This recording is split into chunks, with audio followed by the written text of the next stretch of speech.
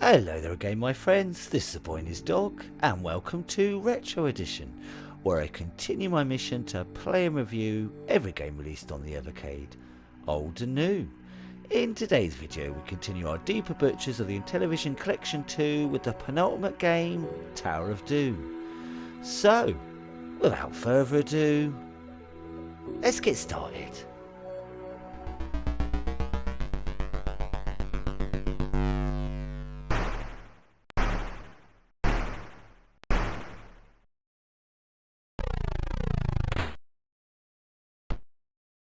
Tower of Doom is an action RPG developed by Real Time Associates and released for the Intellivision in 1987. Before you even get into the game, there is a wealth of options and choices you are confronted with. There are 7 separate quests to complete, all but the first 2 have randomised maps, and all but 3 have random item effects. They also increase in difficulty the further down the list. There's a gently sounding novice of only 6 levels, the tower of up to 20 levels, the catacombs and fortress both can go up to 32 levels. Then we have 14 levels of the challenge, where it introduces a new monster in every level. The fiendish, difficult wizard hunt, and finally the ultimate adventure, the Grail quest. That would be a decent amount of content enough, but on top of that we have the choice of adventurers as well. There are 10 classes in total, each with different strengths and weaknesses, and the classes are Novice, Warrior, Archer, Knight, Trader, Barbarian, Waif, Freya, Warlord and Warlock.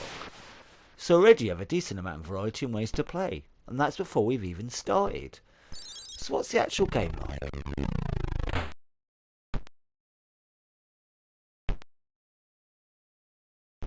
You begin at the top of the tower, then after a nifty stairway animation that has early Resident Evil vibes, you're into the dungeon proper.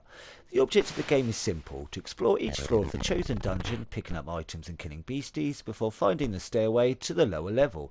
Rinse and repeat until you reach the ground and escape out the tower entrance, with all your treasure and experience gained. It's one of those games that builds level up as you explore it, which I love as it gives you this sense of wonder, not knowing what's around the next corner. Brilliantly, it also builds up a map in the top left corner, and you all know how I love a good map.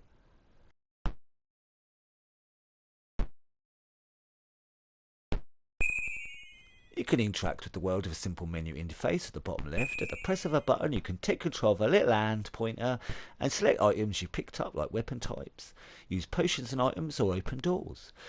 There's just so much to this game, and for the time it was made I really am quite impressed. There is a huge selection of items to pick up in each level, throwable weapons to let you kill approaching monsters before you even have to fight, which is another nice addition. When you come across a monster it switches to a battle screen like the old Final Fantasy games, except the hacking is done in real time.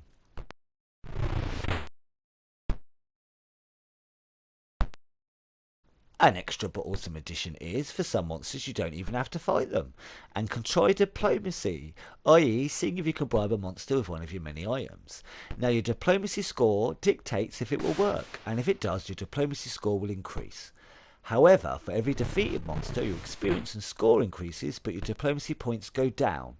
I will admit I mostly just prefer twatting everything with my sword, but it's nice to try and go through the game with the alternative.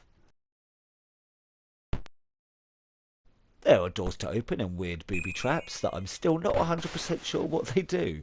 The potions you can use can do anything from increasing your health or strength, freezing you to the spot or even cursing you, and depending on the setting this can be completely random. The game can be quite the time of year, with even the novice dungeon with 6 floors taking a good 20 minutes. In the end, I'm not sure if this game will click with everyone, but if it does, there is a lot to play with here. And trying out different combinations of character and dungeon type, there's always a reason to turn the game back on now and then for another attempt at exploring the deep bowels of the Tower of Doom.